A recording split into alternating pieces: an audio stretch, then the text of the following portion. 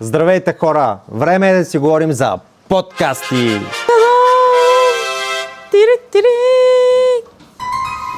Няма как да не започна с Ивка Бейбе! Ивка Бейбе е човек, за който знаех това, че има две различни гърди. Заради силиконът, който са го сложили погрешно или по погрешка. Не знам точно историята каква е, но в един момент тя просто се появи на екран и аз непрестанно попадах на нейни видеа. И се чудих, това момиче с това ли стана известна? Коя е Ивка Бейбе? И колко много можем да научим от нея? Ивка Бейбе Вокс, днес сме на едно страхотно място, намираме се в Барселона и ще правим плюеш или гълташ. Както виждате, на масата съм с едно русо изкушение, което никога не може да бъде подминато тук така. Аз съм без коментар. Вторият подкаст, не кой да е. Съвсем отскоро го знам човек, попаднах на него покрай моята половинка. Това е шоуто на Венелин. Кой си ти, Венелине? Откъде въобще се взе? Супер много подкастъри, подкастър кани подкастър да си правят подкаст заедно. Казвам здравейте на едни от най-обичаните тин идоли. Гери Никол, Антонио, Кяра, Димов и Памец. Здравейте! Нямам коментар. Какъв елит, какви особи. Имам чувство, че самия Памец не вярва на това, което казва Венелин. Димов и Памец. Като че ли не само аз усещам сарказмът от казаното по техен адрес. До тук с този подкаст. Третият подкастър. Чакала и попаднах на негов епизод, свързан с ергенът и любов в рая. Този приятел какъв беше? Кажа в прав текст, показах ти точно порнотата и той извратените порната. Търсили са Денис ми пращаше биячи. Да, точно така. Денис ходи при конкретни хора и се оплаква. Бившият ми ме турмози. Да, смятам, че те биха могли да ме навредят, ако тя реши. С Виктор и с Денис, излизайки навън, той разбра за нейната кариера в OnlyFans. Виктор, приятел, ти си такъв джентълмен, че обясняваш за момичето, в което уж беше влюбен.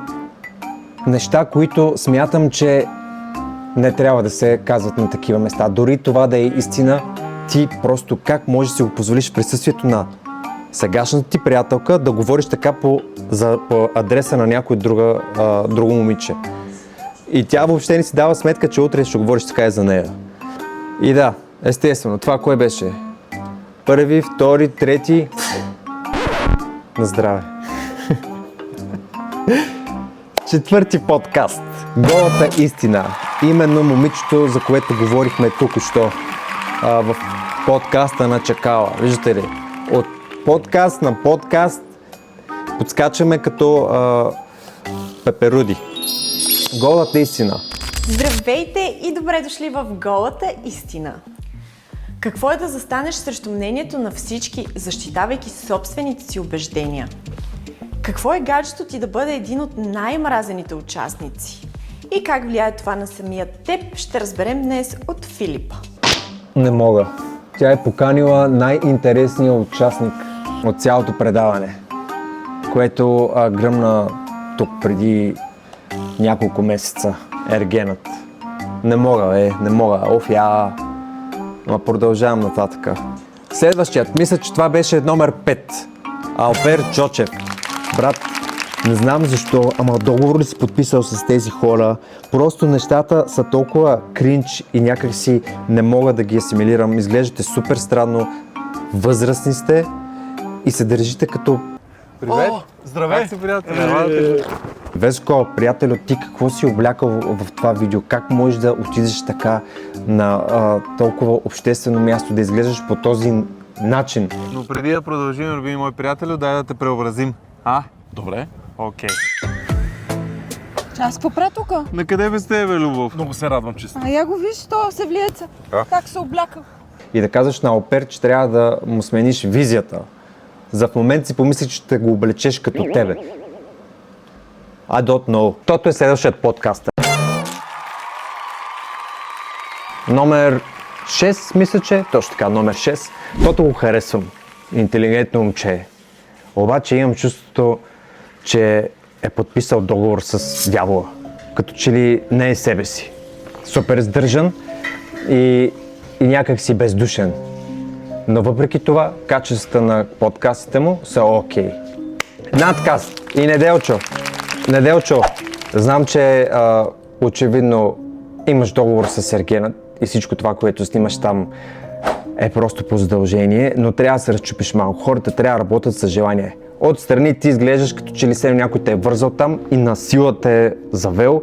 И ето, Неделчо, първите подкасти, моля се, искаш, не искаш, приятелю, договорът ти е до 2057 година и не мърдаш от тук. Другият човек, забравях как се казваше, но той се опитва да разчупи от време на време нещата и този Мартин, спрете да го каните. Мартин има чувство, че ви продуцира. Той може би Ергенът сигурно е негов. Видя ли си приятелката, бе? Това ли ти е приятелката? Седи и лъже в национален ефир за всичко. Това ли искаш да ти е човека, с който да излизаш? Естествено нямах право да го правя, обаче ще ме обидиш. И последният, но не на последно място, номер 8, ако не се лъжа, Чоко и неговият свят. Вечерта, когато си лягам, усещам как нещо ме ръчка малко. Физически или енергийно? Енергийно, ама много силно и веднага знам какво е, ама не искам. Викам, моля, не искам да говоря с вас, не съм готова, много ме е страх, не мога. И го виждам и то ме гледа в очите и каза време да си говорим. И ти какво? Осъзнавам, че те няма ме оставят и нямам много избор. Чоко, тук нещата излизат извън контрол, приятел. Аз, когато бях малък, винаги в компании се чудих дали ще се намери някой да разкаже страшна история или нещо свръхестествено, но това никога не се случваше. Питал съм големи, питал съм малки, пил съм в компания на какви ли не хора, а при теб, приятелю, идват всякакви хора от различни измерения. И въпреки, че са от различно измерение, те намират и идват да снимат с теб подкаст и да говорите за какви ли не неща. Аз също съм духовна личност, медитирам, правил съм много така откачени неща, но просто как ги намираш и откъде изникват тези хора, аз не мога да си обясня. Това е епизод след епизод с хора от различни вселени и измерения са при теб. Добре, хора, това беше за днеска. Аз трябва сега да вечерям. Вие последвайте канала. Каналът ми е съвсем нов, но вървя напред и смятам, че има за още много хора, които да си говориме. Все още се запознавам с общността в YouTube и това ще отнеме известно време, но аз съм тук, така че не се притеснявайте и бъдете здрави!